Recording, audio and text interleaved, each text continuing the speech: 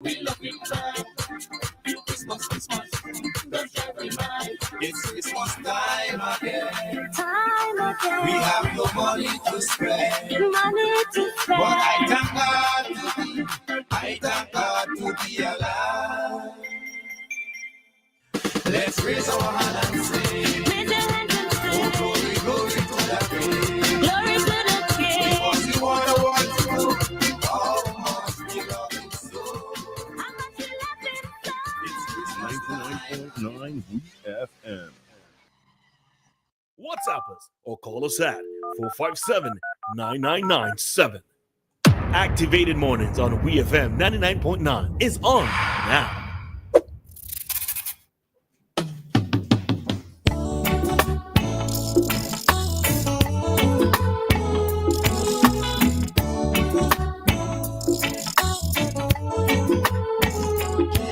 Alrighty, so the time here at SVG, it is 8:11, and as mentioned earlier, we are going to conduct an interview at this time with personnel from the SVG Port Authority, those persons being Mr. Kyle James, the CEO, as well as Mr. Cillian Russell, who is the chairman of the Port Authority.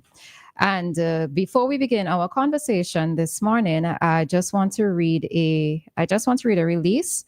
A press release that was issued yesterday from the Port Authority. The SVG Port Authority is pleased to announce the successful completion of repairs to the vessel Splendid Ace following an incident that occurred while it was berthing at the Kingstown cruise ship terminal on Sunday, the 10th of November, 2024. The damage that the vessel sustained was assessed and repairs carried out to an acceptable standard under the guidance of a NK class surveyor who arrived in state on Monday, the 11th of November, 2024. The repair works to the vessel paved the way for the continuation of its voyage, and as such, the vessel departed the Kingstown cruise ship terminal around midday yesterday. The departure of the vessel Splendid Ace reflects the SVGPA's commitment to operational resilience and its capacity to respond effectively to unexpected challenges, thereby contributing to efficiency and effectiveness in the trade and transport sector across the region. The SVGPA extends its empathy and appreciation to all stakeholders affected by this incident. We also take the opportunity to thank all stakeholders and the broader community for their patience and cooperation while we worked to resolve this issue. We look forward to continuing our role as a trusted port to secure and we look forward to continuing our role as a trusted port for secure and reliable logistical and maritime services. For additional information, please contact the office CEO at 456-1830 or cjames@svgpa.com. All right. And we have C. James in studio with us at this time. So C. James and Mr. Russell, good morning to both of you. Hi, good morning, Roleza, and good morning to the listening public. Morning, and thank you for having us, and good morning to the listeners of WEFM. We look forward to sharing information to you that will help people to better understand what transpired, as well as having a better understanding of the times we're operating in as it relates to the SVG Port Authority and your ability and our resilience at this time, and it has been tested. And tested indeed you were. So tell us exactly what happened. Right, so on Sunday the 10th, we had an unfortunate incident where the vessel Splendid Ace would have collided with one of the dolphins at the cruise terminal. When you said dolphin, right? Because mentally I'm thinking actual dolphin, the animal, right? So, right. Right, so a dolphin is a section of the wharf, more or less like a standalone platform projected out beyond the main section that is used to either provide fendering or to tie the ship up, basically. Okay. So that when you look at the cruise terminal, it's a metal section projecting out with some concrete platforms. Those are the dolphins. Okay. Yeah, so the ship collided with one of those, sustained a breach in the hull of the vessel, and so it was irresponsible, and by law we have certain processes that we need to follow. The vessel need to be surveyed. However, the vessel need to be surveyed by a surveyor for that specific class, and that vessel is a NK class. So you then have to source an NK class surveyor, who would then be the person who manages the incident, because it's not a situation where anyone can just say, "Oh, let's do this, let's do that." That is irresponsible and have potential legal implications. So we notified our stakeholders. We also notified the incoming cruise vessel within 1 hour of the incident happening, and advised that they would have to operate. I would like them to operate at anchor and tender the passengers in. And we then focused on managing the activity in terms of sourcing an NK class surveyor, etc., so that we could rectify and address the matter as soon as possible. Fortunately, the owners of the vessel were able to identify and source an NK class surveyor, send one in. He arrived on island on Monday, was able to oversee and sign off on the temporary repairs that were done, and the vessel was able to be given a quote-unquote clean bill of health to be able to sail. And we still have investigations and so on that need to happen on the back end. The vessel is registered in Japan, which is a very respectable and reputable flag state, and we anticipate full transparency and full cooperation in terms of the investigation. And we would like to have a very clear appreciation as to what would have transpired, so that we could learn from it, and most importantly, avoid recurrences in the future. Okay. So all of this transpired on the morning. For some reason, I thought the damage to the cargo ship was the Saturday. So it happened there's a lot of misinformation. Okay. I have no idea where persons get the information from. Uh-huh. So said information on a matter like this is very simple and easy to do. The report is very open and transparent. And it happened around I think it's around 1 a.m. on Sunday. Mm-hmm. And so once that happened on Sunday, we then put mechanisms in place to rectify as soon as possible. Mm-hmm. So occurred on Sunday, mm-hmm. Rectified. It was actually rectified on Monday evening. However, the vessel had to go through, documentation processes that would ensure that has the necessary certifications and clearances to travel, and all of that would have been completed by midday on Tuesday and sailed shortly after. Okay. Yes, I just wanted to add to what Carl has indicated, to actually put things into context.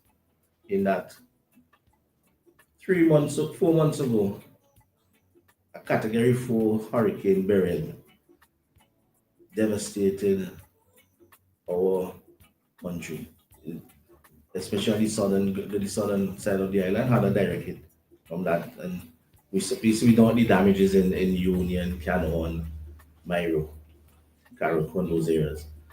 Unfortunately for us, our port had significant damage.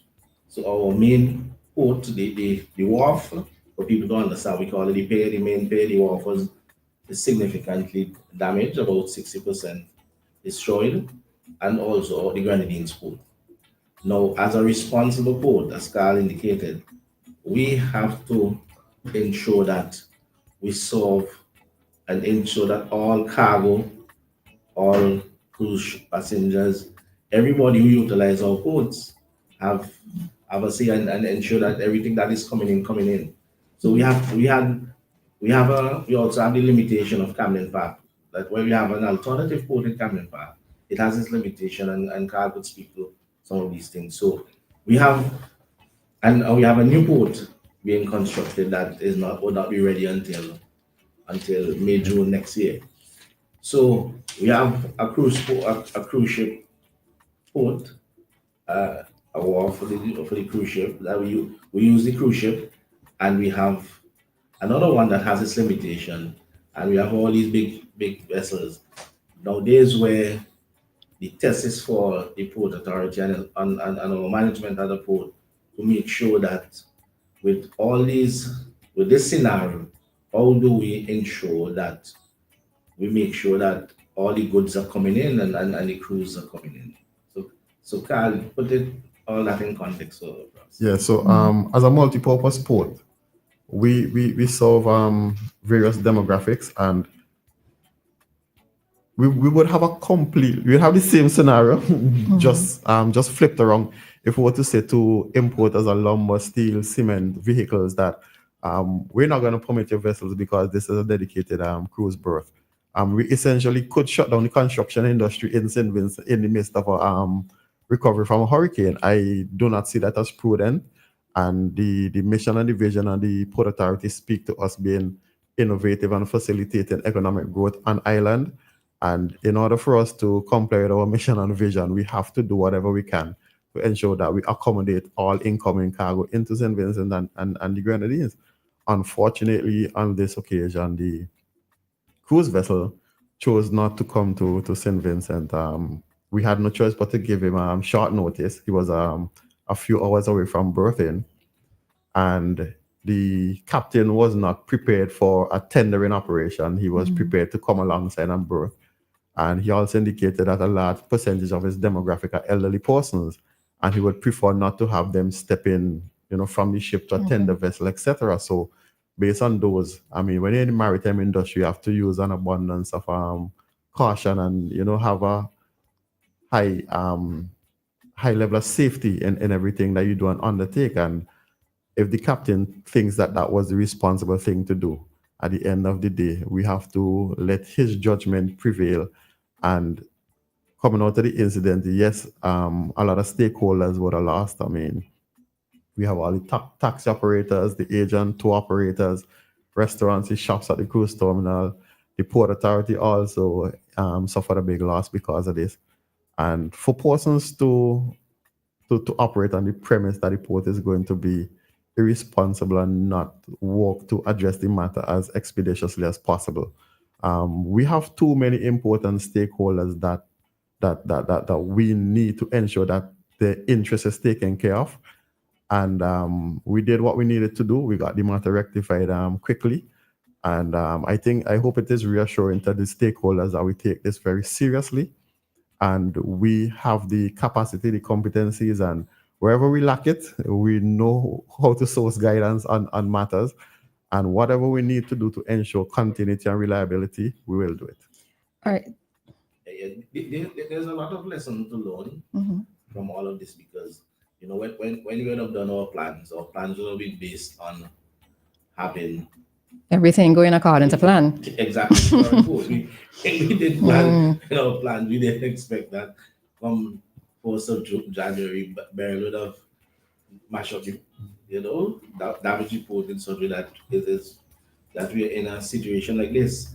Now we literally have to limp into the new port, and here's where our resilience will be tested in terms of our ability to manage the situation going into the new port. And what we have to give the government a lot of thanks and praise, because had it not been for the vision of the government to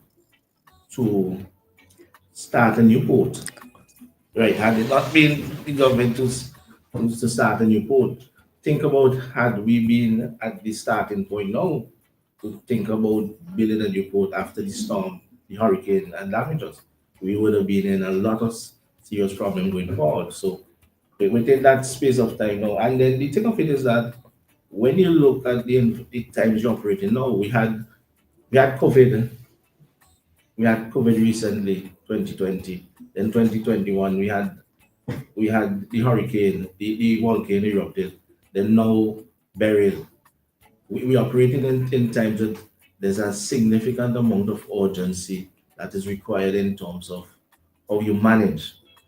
You have the issues of cyber security, the issue of the impact of the national disasters you see now increase, the more intensive hurricanes. We never before we had a category 4. We had some tropical storms before. So now our facilities are tested in a much more vigorous way. So these are things that are confronting us that we have to manage to ensure that from here to the next 7 months to get into the new port, that we make sure that at the end of the day we mitigate the risk, as well as ensure that as a port that we deliver to our stakeholders what we promise them.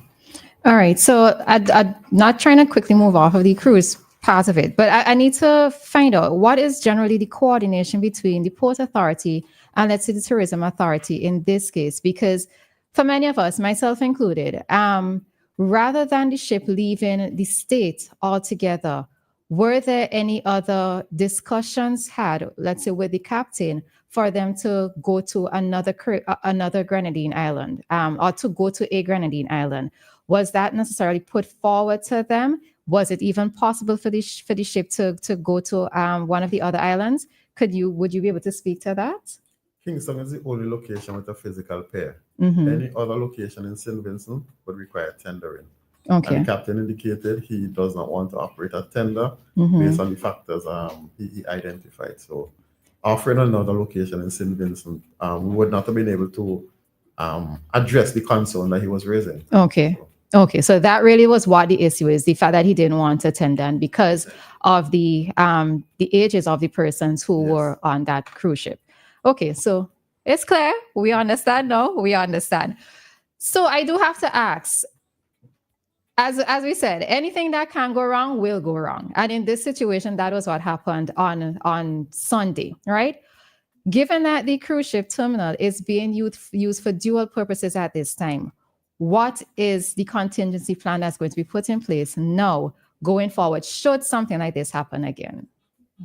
Right. So you have to appreciate that accidents like this are very, very, very, very infrequent. Mm-hmm. And each specific incident would have to be handled on a case-by-case basis. So, for example, this vessel was breached at the waterline. And once there's a breach at the waterline, it is no longer watertight. It is no longer seaworthy.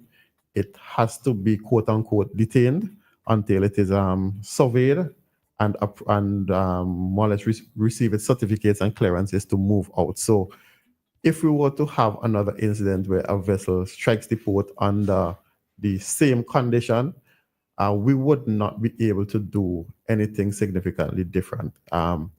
We cannot be irresponsible and just decide to say to a vessel, we need you to not be alongside without having those clearances. And the laws in St. Vincent speak to that. If you look, for example, at the Shipping Act, it speaks to the maritime director, the St. Vincent Maritime Administration, being responsible for ensuring that whether the vessel is flagged in St. Vincent or not, that vessel has to be seaworthy once it is in our water. So we are bound by law to take some actions.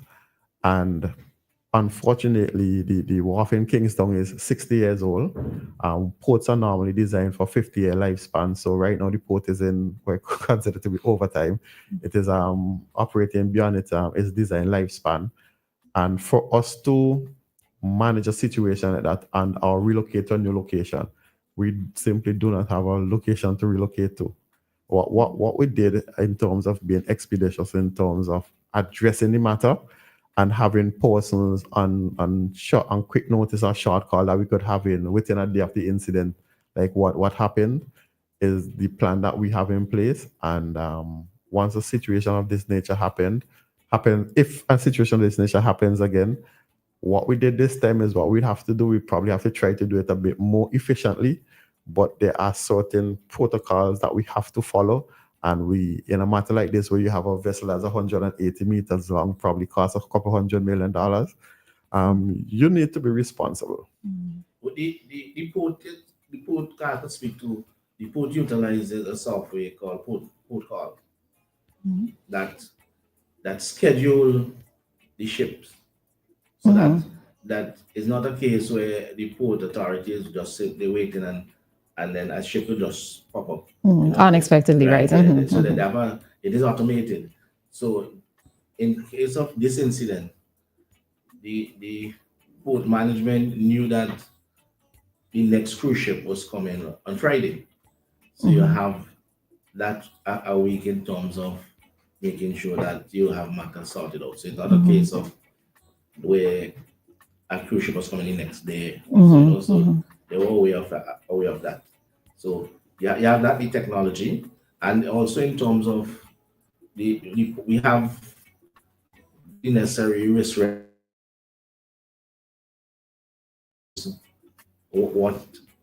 the level of risk and how they will be treated within our BCPA, our business continuity plan. This is one, as I said, we have to now do some updating of the plan because we didn't plan that the new port would have been down. Not the new port, the current port, right? Would have been out of commission, basically. So this, as again, is all part of testing our resilience, but we do have the necessary business continuity plan and our risk register, and as things like these happen, different, as Colin alluded to, different incidents will have different treatment based on once we have the. So Kyle, Mr. Rossi, you brought up the fact of the port here in Camden Park. Why couldn't the ship have? Okay. The port No, is not so much the cargo ship that was there. Why can't cargo ships go to Camden Park port instead? No, we have cargo ships in Camden Park all the time. Camden Park is a more specifically a container port, really designed for bulk. But Camden Park was designed with a berth. Kingstown is 300 meters long. The cruise terminal is 300 meters long. The ship on Sunday is 180 meters long. It is going to overextend the wharf, and you're not going to be able to secure the vessel alongside. So some vessels present that challenge in that they are just too big for the facility in Camden Park. Okay. So in a case like that, our only two options, as Mr. Russell mentioned earlier, would be Kingstown, which is now out of commission, and the cruise terminal. So in essence, our day-to-day, our current normal, as persons who say the new normal, our new normal is operating with our resiliency plan constantly activated, because our resiliency plan is to have the cruise terminal operating in an event that Kingstown is unavailable. So our resiliency plan is now constantly activated until the new port is completed.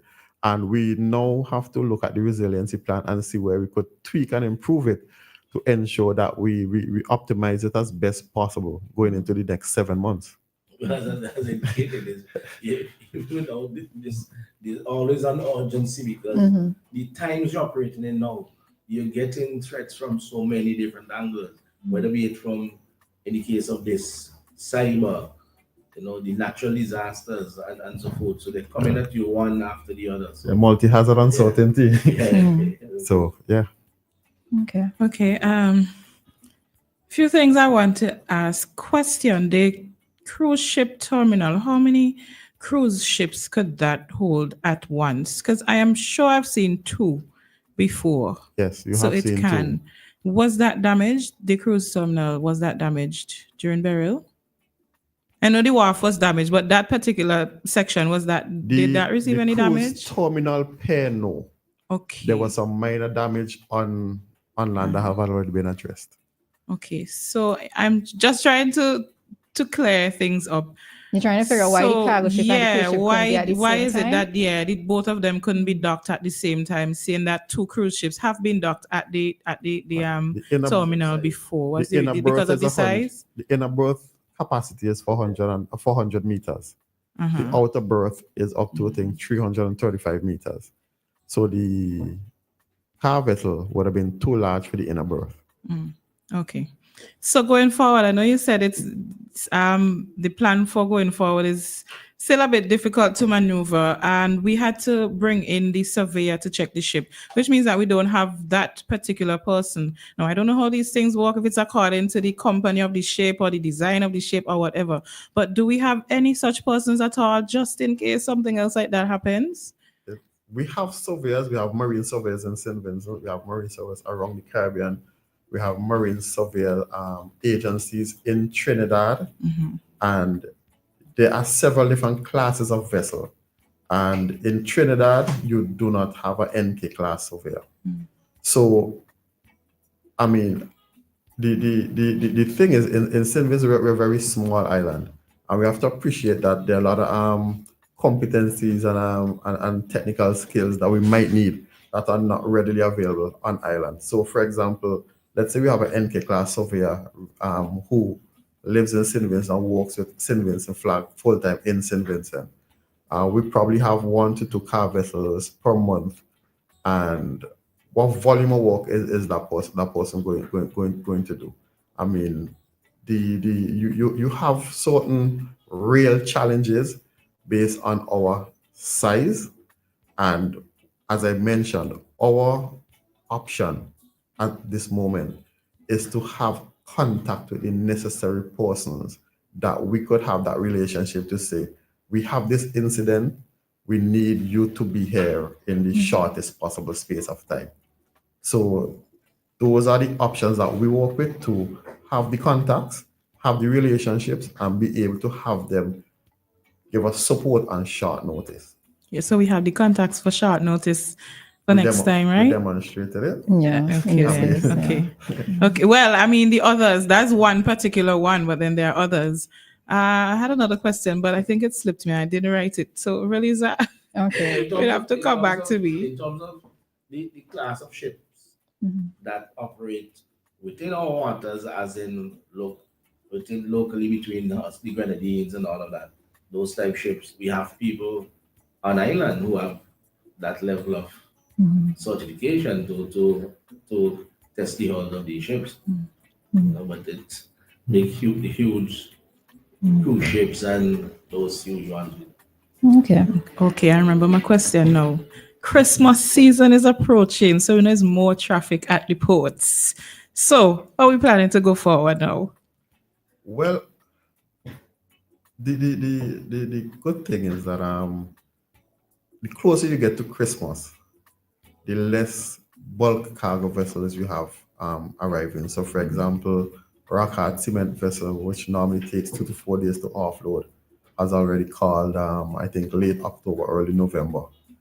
So we will not be having that again for the rest of the year. So as construction start winding down into Christmas, All right. Now they take a break you then have here. a diminution in terms of those volumes of calls, and we only have 2 car vessel calls per month, sometimes 1. So our biggest challenge would be that we have the car vessels going forward. Luckily, if you look at the cruise schedule, you'll see that there are several days in between that we have no cruise vessel calling, where we could slot a car vessel in, and also we could schedule a vessel to call at night and evenings following the call of the cruise ship. So this is a practice that is employed in other jurisdictions where they do not have a dedicated cruise port, and they rotate between the cargo vessels at night, the cruise vessels during the day. So it's not necessarily unique to SVG in terms of one facility being used for multiple purposes. no, it's not Okay. as big as Barbados is with cruise. Barbados would have 4 or 5 cruise ships in a given day, and all cargo ships would, when you end up waiting, they'll walk throughout the night, and they will try to get them done so that by the next morning they could then bring the cruise vessels in. So let's say, for example, Barbados were to have a challenge or a damage to one of these cargo vessels, they might have to operate one of the cruise ships at anchor. I mean, probably berth for anchor 1. So these are normal practices in the marine industry.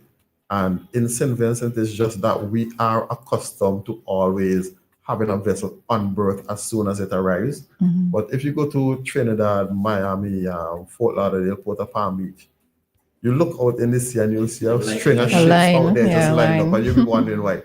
Sometimes they're 2-3 days waiting for their turn to get into port. So I mean, these things are not uncommon. It's just that it is not common practice in St. Vincent because our volumes are not that high, and we have the facility. Well, had Kingstown the facility to deal with the volumes that we're receiving. So it is not something that is uncommon. And if you look at last year, on several occasions, we would have had 2 cruise vessels in at once. And one vessel would have operated at anchor and tender in. I have a picture on my phone where at one point we had 3 vessels simultaneously in Kingstown, 2 large cruise vessels and a yacht, and 2 operated at tender because ahead of time they were aware that the boat is occupied and they came prepared to operate at tender. So it is not abnormal. It is not something that So is it's not like a practiced. backward Vinci, or we back with the resources and facilities, etc. Right? And the Grenada does barrels, have a cruise port. the barrels, the ships that bring the barrels, they could offload at Camden Park.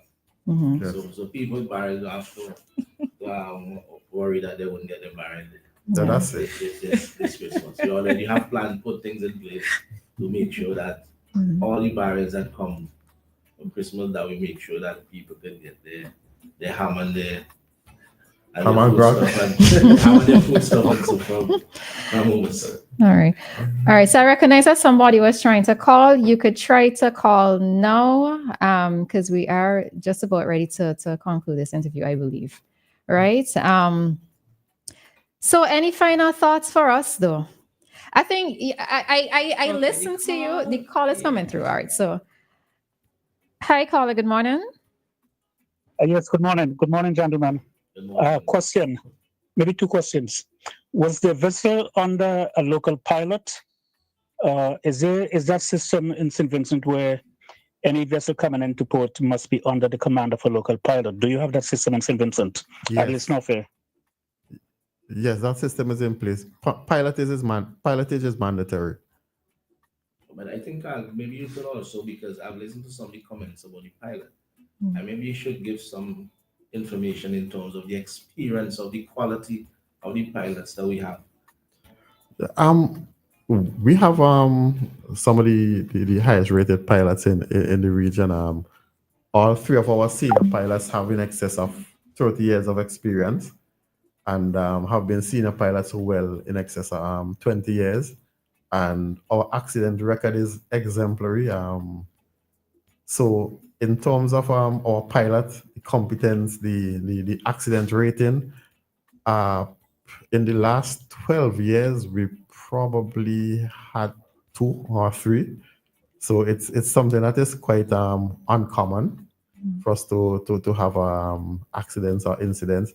And as I said, our pilots are very highly respected, highly rated. As a matter of fact, we sent our pilots to Jamaica to do some training on what you call ossipods, which are the new propulsion systems, electrical propulsion systems. So we sent them to Gone the over my training head, on but- the simulators.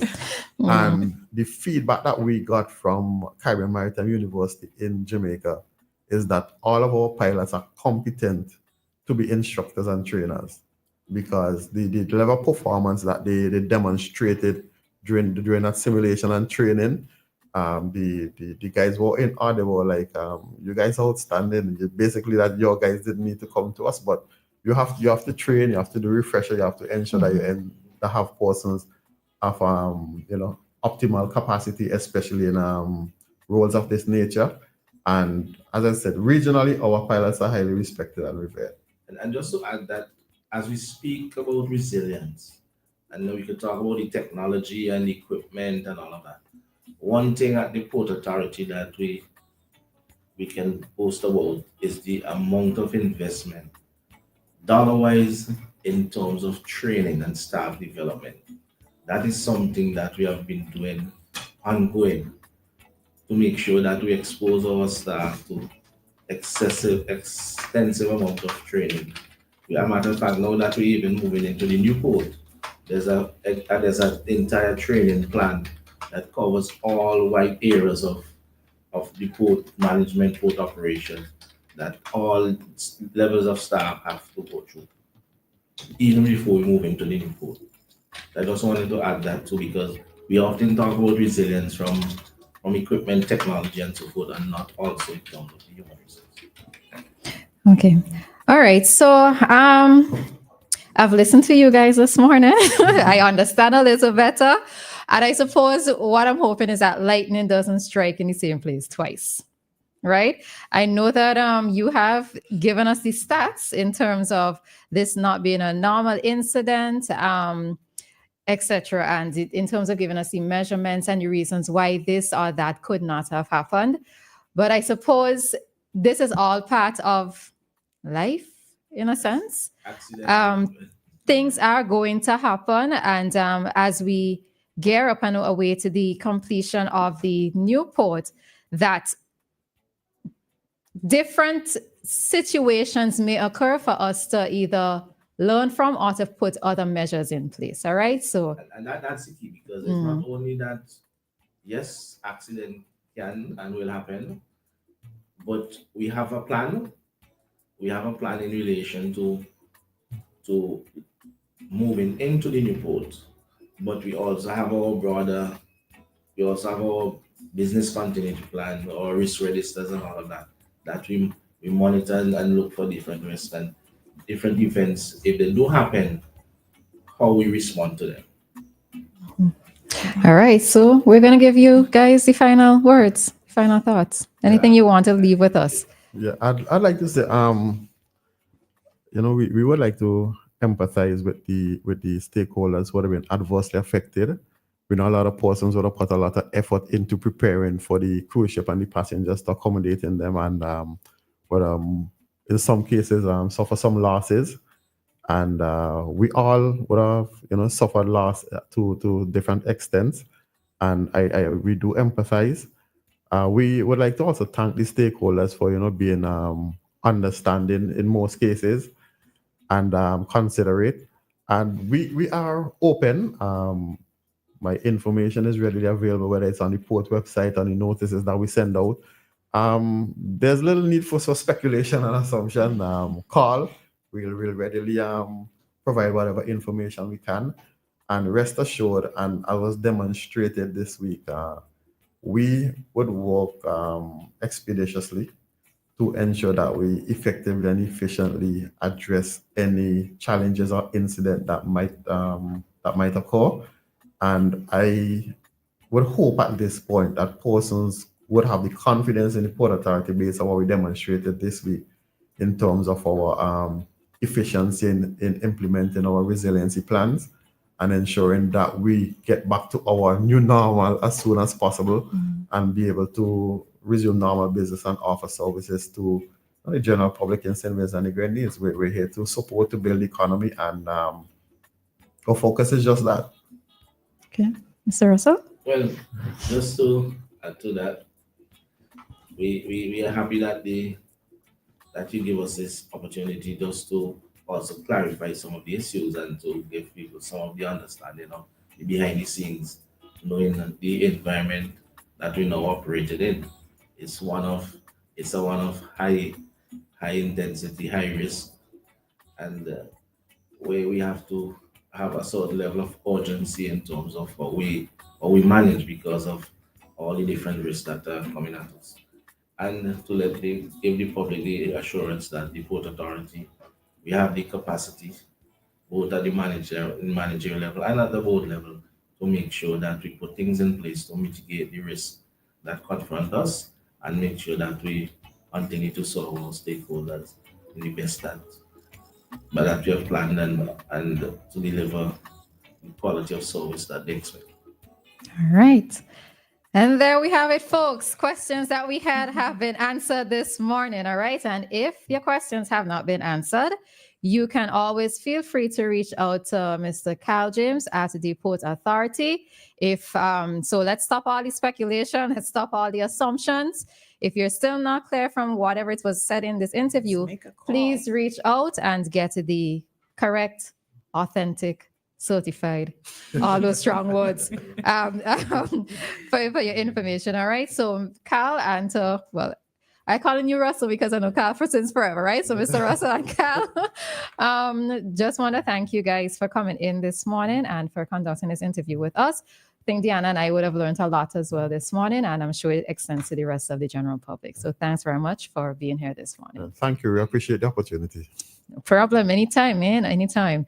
All right. So this concludes our interview for today. At this time, we are going to take a break and be back with more Activated Mornings for